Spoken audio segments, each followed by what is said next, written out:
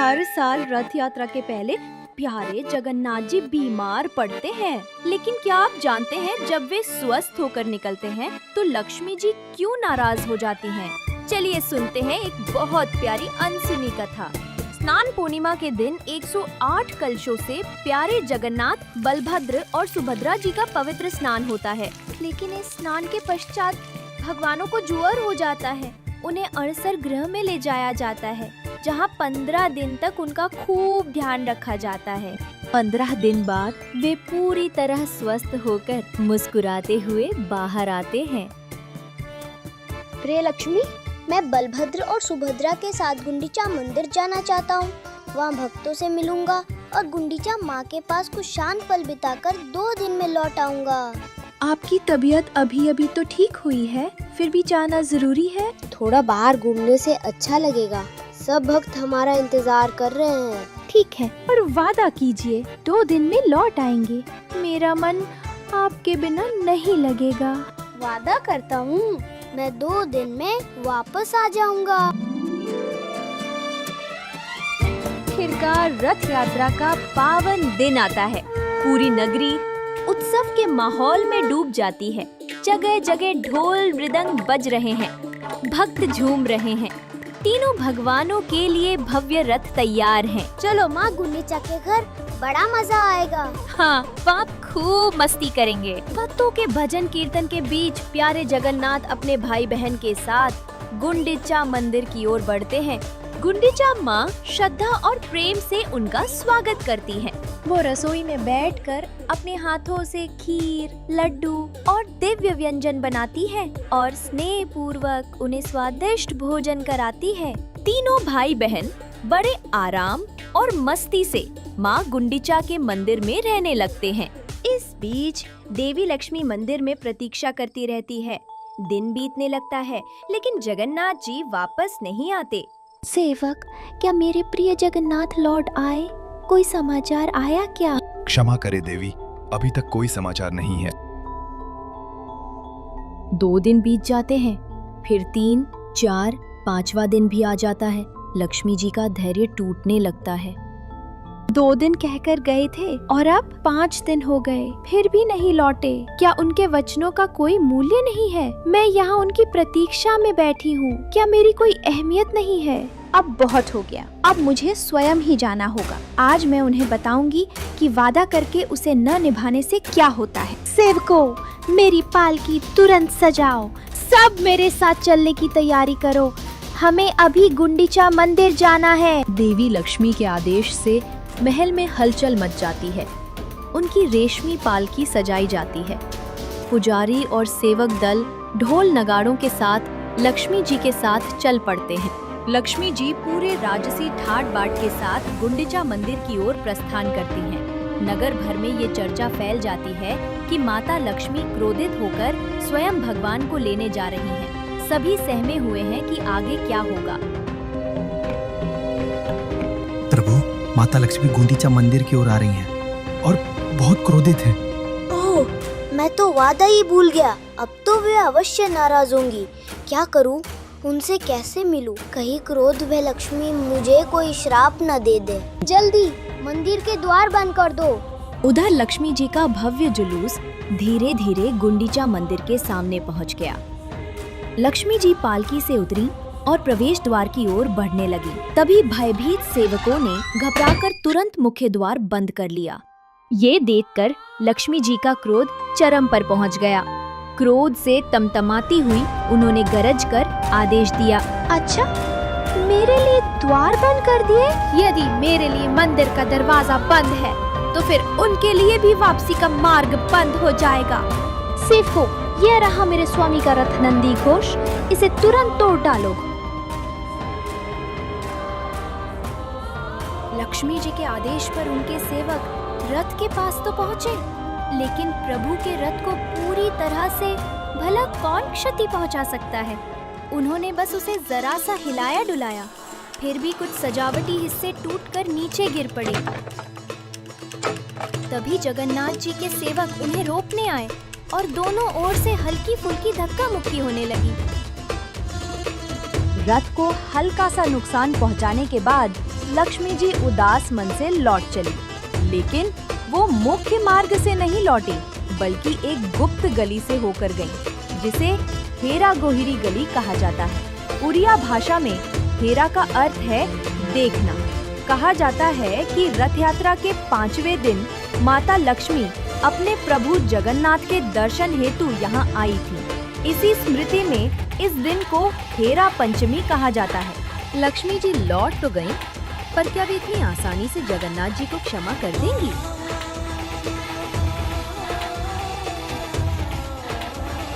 उधर गुंडीचा मंदिर में 6 दिन बीत गए। 7वें दिन जगन्नाथ, बलभद्र और सुभद्रा जी के दिव्य संध्या दर्शन हुए। भक्त बड़ी संख्या में प्रेम और भक्ति से दर्शनों के लिए पहुँचे। अपने प्रभु के दिव्य दर्शन पाकर भक्तों के हृदय आनंद और उल्लास से भर उठे। 8वें दिन सुबह गुंडीचा मंदिर में रथों को वापस श्री मंदिर की ओर मोड़ा गया। अब वापसी की तैयारियां शुरू हो गयी। आ गया 9वां दिन, बहुड़ा यात्रा, यानी भगवान की वापसी की यात्रा। प्यारे जगन्नाथ, बलभद्र और सुभद्रा जी गुंडीचा माँ से विदा लेकर अपने घर श्री मंदिर की ओर लौटने लगे। पूरी नगरी में खुशी की लहर दौड़ पड़ी। जब तीनों रथ श्री मंदिर लौट रहे थे, तो बीच रास्ते में एक विशेष पड़ाव आया, मौसी माँ का मंदिर। मौसी माँ ने उनके लिए बड़े प्रेम से पोड़ पीठा तैयार किया था, जो उड़ीसा की प्रसिद्ध मिठाई है। हर वर्ष की तरह तीनों ने स्नेह पूर्वक मौसी माँ के हाथ का बना पोड़ पीठा चखा। इसके बाद उन्होंने आदर पूर्वक मौसी माँ से विदा ली और रथ पुनः श्री मंदिर की ओर बढ़ चला। बावड़ा यात्रा में एक और रोचक पड़ाव आता है। बलभद्र जी और सुभद्रा मैया के रथ तो सीधे सिंह द्वार तक पहुंच जाते हैं, पर प्यारे जगन्नाथ जी का रथ कुछ देर के लिए गजपति महाराज के महल के सामने रुकता है। शुभ समाचार, आपके प्रिय स्वामी लौट रहे हैं। जगन्नाथ जी का रथ रास्ते में दिख चुका है। क्या मेरे प्यारे जगन्नाथ लौट रहे हैं? शुभ समाचार सुनते ही लक्ष्मी जी का क्रोध एक पल में पिघल जाता है। वह तुरंत श्री मंदिर से बाहर निकल आती हैं और सामने जहानी मंडप में आकर खड़ी हो जाती हैं, जहां से दूर सड़क पर अपने प्यारे जगन्नाथ जी के रथ को आते हुए देखती हैं। फिर लक्ष्मी जी रसोई घर के रास्ते पीछे की ओर से होती हुई भेंट मंडप पहुंचती हैं। 9 दिन बाद आखिर उन्हें अपने स्वामी के दर्शन होते हैं। इस शुभ मिलन को लक्ष्मी नारायण भेंट कहा जाता है। जगन्नाथ जी अपनी विशेष फूलों की माला लक्ष्मी जी को अर्पित करते हैं। देवी लक्ष्मी श्रद्धा से रथ की परिक्रमा कर दर्शन करती हैं। दर्शन के पश्चात वे प्रसन्न मन से श्री मंदिर लौट जाती हैं। उनका क्रोध भले ही शांत हो गया हो, पर क्या वे सचमुच जगन्नाथ जी को इतनी आसानी से माफ कर देंगी? वो तो आगे पता चलेगा।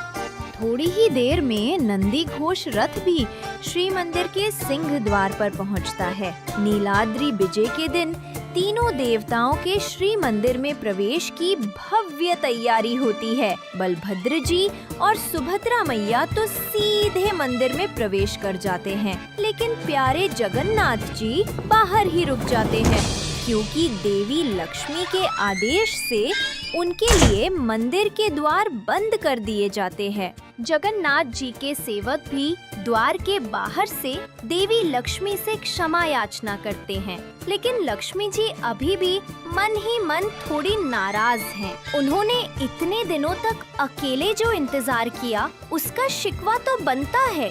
आखिरकार जगन्नाथ जी अपनी प्रिय लक्ष्मी को मनाने के लिए ढेर सारे रसगुल्ले और सुंदर फूलों की माला लेकर आते हैं। देवी लक्ष्मी अपने स्वामी की विनती स्वीकार कर लेती हैं। फिर दोनों हंसते हुए एक साथ मंदिर के भीतर प्रवेश करते हैं और इस तरह हर साल रथ यात्रा का ये मधुर मिलन हमें याद दिलाता है कि प्रेम में रूठना भी है और मनाना भी। यदि आपको ये दिव्य कथा पसंद आई हो तो इसे लाइक, शेयर और चैनल को सब्सक्राइब करना ना भूलें। जय जगन्नाथ। बहुत समय पहले कलिंग के एक बहादुर राजकुमार पुरुषोत्तम देव अपने राज्य से बाहर एक यात्रा पर निकले थे। रास्ते में वे कांची राज्य के घने जंगल के पास डेरा डाले हुए थे। अचानक पुरुषोत्तम की नजर एक सुंदर हिरण पर पड़ी। बिना सोचे समझे वह हिरण का शिकार करने के लिए जंगल में उसके पीछे चल पड़े, लेकिन जल्द ही 2 सैनिक पहरेदारों ने उनका रास्ता रोक दिए और चिल्लाए, रुको, क्या तुम जानते नहीं कि इस जंगल में राजकुमारी पद्मावती मौजूद है? अगर तुमने उनकी शांति भंग की तो हम तुम्हें बंदी बना लेंगे। लेकिन पुरुषोत्तम निडर थे। अपनी बहादुरी से उन पहरेदारों को परास्त कर दिया और राजकुमारी पद्मावती से मिलने चले गए। जब वह राजकुमारी पद्मावती के पास पहुंचे तो राजकुमारी उन्हें देखते ही उनके सुंदर रूप और बहादुरी से तुरंत प्रभावित हो गई। वह जल्दी से अपने पिता राजा सल्लो के पास गई और उन्हें राजकुमार के साहस के बारे में बताया। राजा ने तुरंत राजकुमार को महल में आमंत्रित किया। राजकुमार ने कांची में कुछ दिन बिताए, शाही मनोरंजन का आनंद लिया और अपने कारनामों की कहानियां सुना के राजा और राजकुमारी का दिल जीत लिया। कुछ दिनों बाद पुरी से एक दूत दुखद समाचार लेकर आया कि उनके पिता की मृत्यु हो गई है। दुखी मन से पुरुषोत्तम देव ने कांची को अलविदा कहा और वापस पुरी लौट आए। पुरी पहुंचने पर उन्हें कलिंग का नया राजा घोषित किया गया, लेकिन उनके मन में पद्मावती की यादें बस गई थी। वहीं मीलों दूर कांची में पद्मावती भी उन्हें भूल नहीं पाई।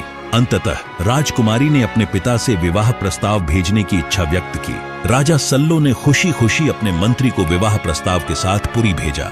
पुरी में उनका विवाह प्रस्ताव को स्वीकार कर लिया गया। उस समय पुरी में रथ यात्रा की तैयारियां चल रही थीं। कलिंग के मंत्री ने उनको लौटने से पहले भव्य रथ यात्रा उत्सव देखने के लिए रुकने का अनुरोध किया। कांची के मंत्री राजी हो गए। रथ यात्रा के दिन जब भगवान जगन्नाथ, बलभद्र और देवी सुभद्रा की मूर्तियों को रथ पर रखा जा रहा था तो मंत्री ने देखा कि राजा पुरुषोत्तम देव सोने की झाड़ू से सड़क साफ कर रहे हैं। यह दृश्य मंत्री के लिए बेहद चौंकाने वाला था। वापस कांची लौटकर मंत्री ने राजा सल्लो से कहा, राजकुमारी पद्मावती का विवाह एक ऐसे व्यक्ति से कैसे हो सकता है जो स्वयं झाड़ू लेकर सड़क साफ करता है। यह सुनकर कांची के राजा ने विवाह प्रस्ताव वापस ले लिया और पुरुषोत्तम को एक कठोर संदेश भेजा। इस खबर ने पुरुषोत्तम देव को दुखी कर दिया। इससे भी अधिक दुखद यह था कि कांची के राजा ने राजकुमारी पद्मावती के स्वयंवर की आयोजन कर रहे थे और पुरुषोत्तम देव को छोड़कर सभी उपयुक्त पुरुषों को आमंत्रित किए थे। अपमानित महसूस करते हुए पुरुषोत्तम देव ने कांची के राजा से बदला लेने का फैसला लिया और अपनी सेना के साथ कांची पर आक्रमण करने के लिए आगे बढ़े। पूरे दिन दोनों सेनाओं के बीच भीषण युद्ध चला, लेकिन रात होते ही दुश्मन ने पुरुषोत्तम के शिविर में आग लगा दी, जिससे सैनिक घायल हो गए। अगली सुबह कांची सेना ने हमला कर पुरुषोत्तम की सेना को हरा दिया, जिससे उन्हें पीछे हटने पर मजबूर होना पड़ा। पुरी लौटते समय पुरुषोत्तम ने भगवान जगन्नाथ के एक विनम्र भक्त शंकराचार्य से मार्गदर्शन मांगा। उन्होंने बताया कि भगवान जगन्नाथ की अनुमति के बिना युद्ध करना एक भूल थी। भारी मन से पुरुषोत्तम पुरी लौट आए और भगवान जगन्नाथ के मंदिर में रात भर प्रार्थना की। उस रात भगवान जगन्नाथ ने स्वप्न में आकर कहा, चिंता मत करो, इस बार मैं और बलभद्र स्वयं तुम्हारी मदद करेंगे। इस दिव्य दृष्टि से उत्साहित होकर पुरुषोत्तम एक बार फिर कांची की ओर युद्ध के लिए निकल पड़े। इस बार भगवान जगन्नाथ और भगवान बलभद्र गुप्त रूप से काले और सफेद घोड़ों पर सवार होकर सैनिकों के रूप में उनके साथ बहुत आगे चल रहे थे। रास्ते में उन्होंने माणिक नाम की एक ग्वालिन से मिले जो बाजार में छाछ बेचने जा रही थी। भगवान जगन्नाथ और बलभद्र सैनिकों के वेश में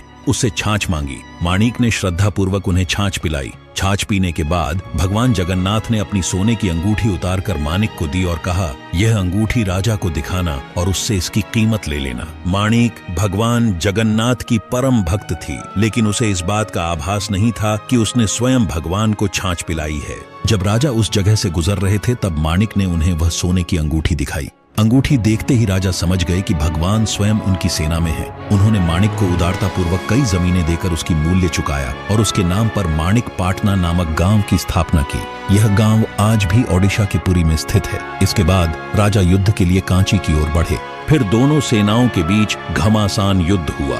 भगवान जगन्नाथ और बलभद्र की दिव्य शक्ति से कांची की सेना पराजित हो गई। राजा सल्लो को हराने के बाद पुरुषोत्तम देव ने राजकुमारी पद्मावती को बंदी बना लिया और उन्हें पुरी ले आए। लेकिन पुरुषोत्तम देव का क्रोध इतना प्रबल था कि उन्होंने अपने मंत्री को आदेश दिया कि राजकुमारी पद्मावती का विवाह एक सफाई कर्मी से करा दिया जाए। यह आदेश सुनकर राजकुमारी के हृदय पर गहरा आघात हुआ। वह इतनी दुखी और निराश हो गईं कि आत्महत्या करने का विचार करने लगी। इसी बीच मंत्री ने उन्हें सांत्वना दी और कहा, भगवान जगन्नाथ पर भरोसा रखें, उनकी कृपा से सब ठीक हो जाएगा। पुरुषोत्तम देव को भी अपने निर्णय पर गहरा पछतावा हुआ, क्योंकि वह राजकुमारी पद्मावती से सच्चा प्रेम करते थे। लेकिन उन्होंने यह निर्णय सार्वजनिक रूप से घोषित कर दिया था, जिससे अब उसे बदलना उनके लिए संभव नहीं था। कुछ दिनों बाद रथ यात्रा का शुभ दिन आया। उत्सव के दौरान राजा पुरुषोत्तम देव भगवान के रथ के आगे झाड़ू से सड़क साफ कर रहे थे, जिसे छेरा पहरा कहा जाता है। तभी उनके मंत्री ने राजा की ओर मुड़ते हुए कहा, महाराज, आपने राजकुमारी पद्मावती का विवाह एक योग्य सफाई कर्मी से कराने का आदेश दिया था। मुझे वह सफाई कर्मी मिल गया है। पुरुषोत्तम देव ने उत्सुकता से पूछा, बताओ वह सफाई कर्मी कौन है? मंत्री ने मुस्कुराते हुए कहा, वह सफाई कर्मी और कोई नहीं बल्कि आप स्वयं हैं। आज आप भगवान जगन्नाथ के लिए अपनी भक्ति और विनम्रता दिखाते हुए झाड़ू लगा रहे हैं। आपसे बड़ा और योग्य सफाई कर्मी भला कौन हो सकता है? यह सुनकर राजा पुरुषोत्तम देव मुस्कुराए और मंत्री ने पद्मावती को राजा के गले में वरमाला डालने के लिए कहा। राजकुमारी ने मुस्कुराते हुए वरमाला पहनाई और राजा पुरुषोत्तम देव ने उन्हें प्रसन्नता से अपनी रानी के रूप में स्वीकार किया। इस तरह भगवान जगन्नाथ की कृपा और मंत्री की चतुराई से राजा पुरुषोत्तम देव और राजकुमारी पद्मावती का पुनर्मिलन हुआ और उनकी प्रेम कहानी एक सुंदर अंजाम तक पहुंची।